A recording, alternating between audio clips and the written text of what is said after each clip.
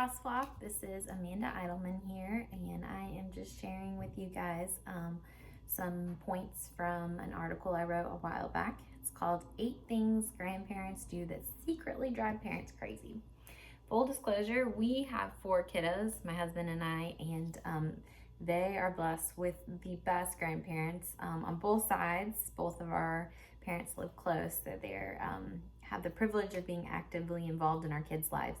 So this list is not based on their participation, but more or less just some feedback from other friends in the same life stage, what they've said that, it kind of drives them crazy when their parents do this. So the first one is scheduling a family activity during nap time.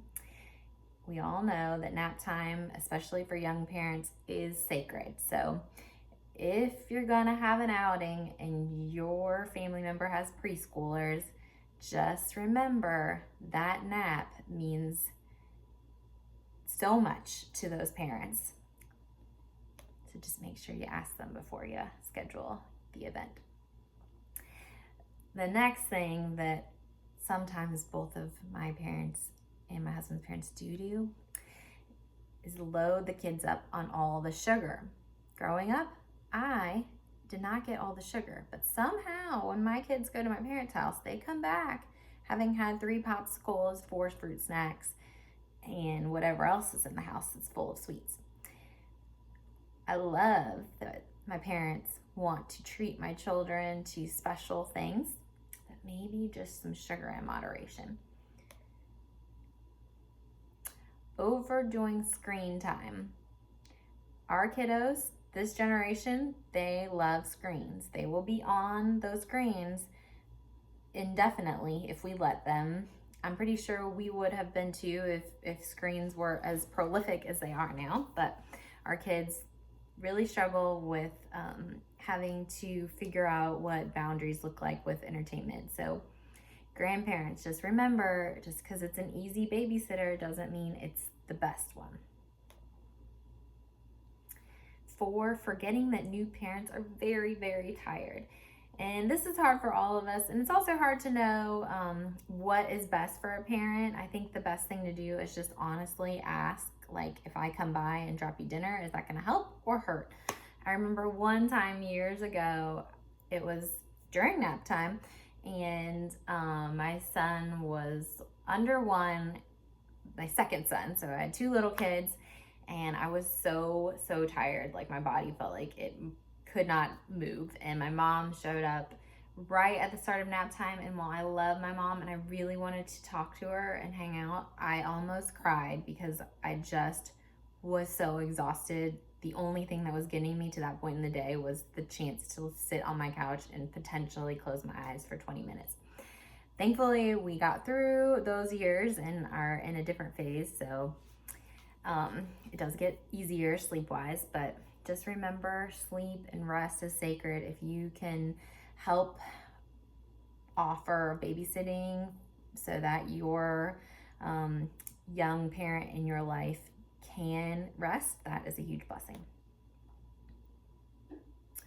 5 is failing to kid-proof their home. Kid-proofing doesn't mean like everything breakable has to be out of the way. It just means like when the little ones are coming over, like pick up the big glass thing that might be sitting in the middle of your living room because it's pretty and you don't normally have kids there anymore. Or buying a gate for those stairs because stairs cause major anxiety. Those sort of things just make coming over so much easier for your family. Overbuying for holidays and birthdays. This is something that I almost hear from every single one of my friends. We love our parents' generosity. We understand that it's a great way to show love to us and our kids, and we're grateful. But our world is just full of stuff. Our houses are full of stuff. Our kids get so much stuff. We're constantly trying to figure out how to sift through that stuff so their kids don't need 50 presents at Christmas or for birthdays. 1 or 2 things, preferably items that they really want, and also experiences are really awesome. Memberships to places. My kids love zoo membership. My mom usually gets that for them at Christmas. Or my in-laws have brought them to special shows on vacation that we might not be able to afford for them to go to. Those sort of things are just huge and help contain the clutter that is overtaking all of our homes. 7, overruling the instructions of the parents. This can be tough depending on your family dynamic. And obviously, if you have a grandkid that's like in your house and out of control and you need to set boundaries, that's super important and you should feel comfortable doing that. But if mom and dad are there, it's important to also respect what they have to say. Everyone parents differently, and just let them take the lead. And thankfully for you, that means you get a break. You get to just enjoy your grandkids for the most part and not have to worry about all the messiness of actually, disciplining that weighs heavy on us while we're in the parenting phase. And comparing their grandkids to others. If you have lots of grandkids, this can be more of a challenge, seeing how one set of grandkids acts versus another set, because every one of us parents differently. All of your kids have different, grandkids have different strengths, weaknesses, personalities, all of those things. So comparison is never helpful, and just trying, and this is something that every parent has to deal with as well, is trying to appreciate your child and grandchild for who they are, and not compare them to others.